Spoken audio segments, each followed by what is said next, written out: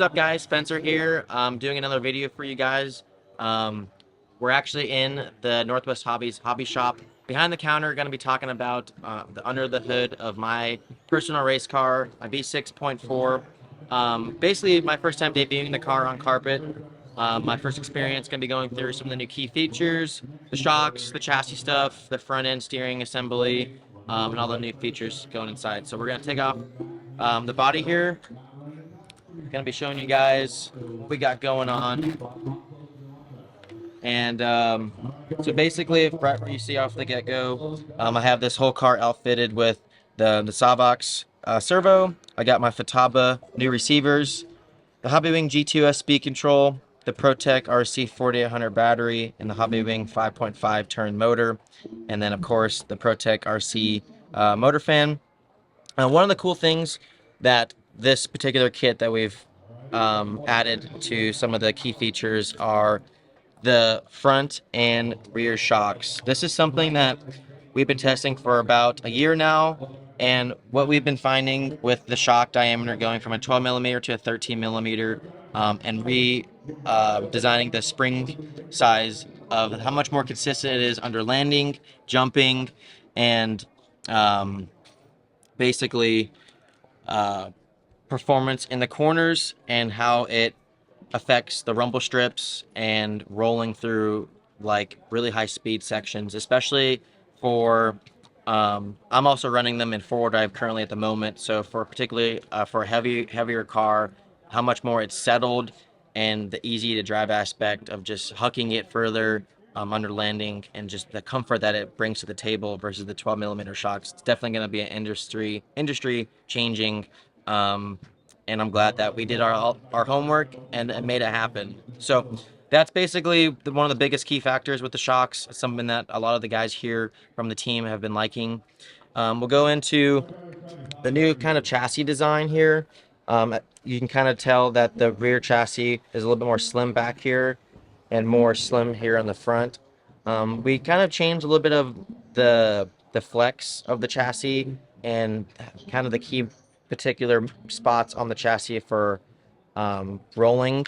When the car kind of is leaning really deeply into the travel, the front of the chassis on our old particular model was kind of rubbing right here.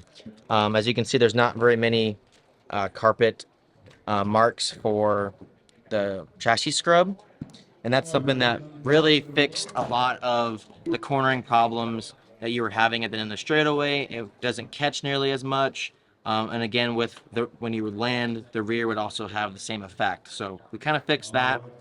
To add to the new chassis design is the front kick-up option. So on our old car, the chassis had more kick-up. This particular chassis kick-up is built in at 22.5 degrees.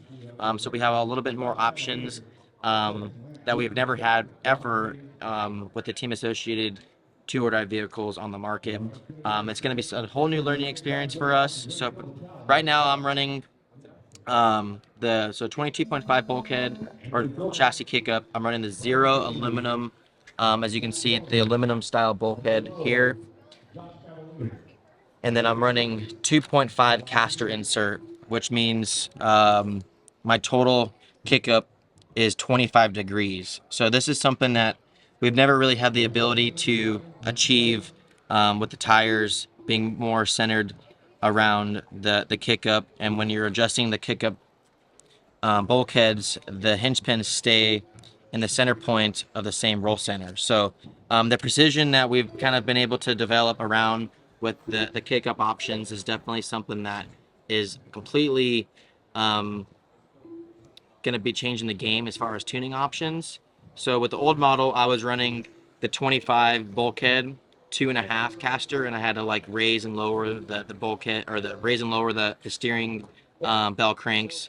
But this particular model, the aluminum bell cranks, you are able to raise and lower them from the kit. As you can see, I have as an option part, which I do highly recommend you getting, are the factory team aluminum bell cranks. So you can run a T-hat spacer on the bottom to raise the bell cranks, or run the T-hat spacer on top to lower the bell cranks to fix the actual bump steer depending on what axle height, kick up, and caster that you're running. So I know it's a lot of information. It can get a little bit tricky for those who are coming into the hobby or not sure what car to get. But as you can see from just the explanation of what we're trying to achieve for the racers, is just maximizing the tour dive potential on the track. So we're kind of working our way back to the rear. One of the biggest things that I can say that, honestly, is we really didn't make really much changes to the rear suspension or the gearbox or the shock tower, because we felt that we really had a good program going on in the rear, and I think most of the things that we wanted to focus on were the front end, probably, wouldn't say problems, but also the potential of the front that really needed to be adjusted for the different track surfaces. So as you can see, as far as option parts goes, I have the factory team aluminum bulkhead, or factory team rear balsa mount, excuse me.